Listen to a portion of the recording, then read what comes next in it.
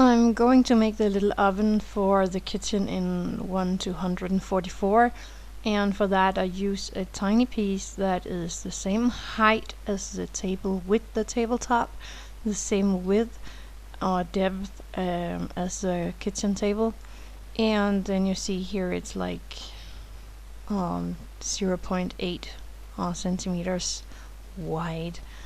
Well, I'm trying to show you all the measurements here, but it's kind of hard. It's like 8 times 8 times the thickness of the kitchen table. I'm using Bake Bond to put on a piece of thin white clay that is rolled out on a setting 7. And yeah, I am doing that off camera. I'm really sorry, but I did not notice what I was doing here. I did pre-bake this square piece of clay first, and that actually makes this next step a bit easier.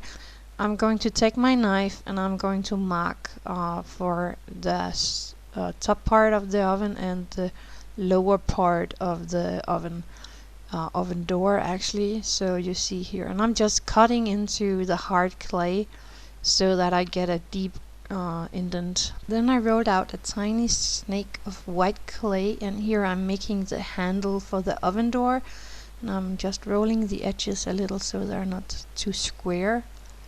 I place it on the top of the oven door, and I squeeze it a bit so it will stick better. Then I'm making a few really tiny balls of clay, and I'm going to use that for the knobs on this little oven, and I'm going to place them like you see here.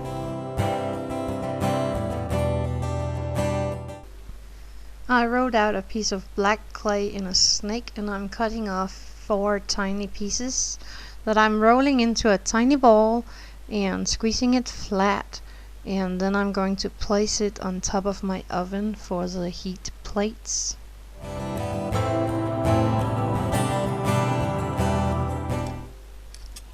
Then I take a permanent marker and I am drawing on the window in the oven door, just a little detail, and I'm making some small markings on the small knobs just to make them easier to see, but you can do it like you want to. And that's all there is to it. You can glaze this if you like to, but otherwise I'm left to say happy crafting.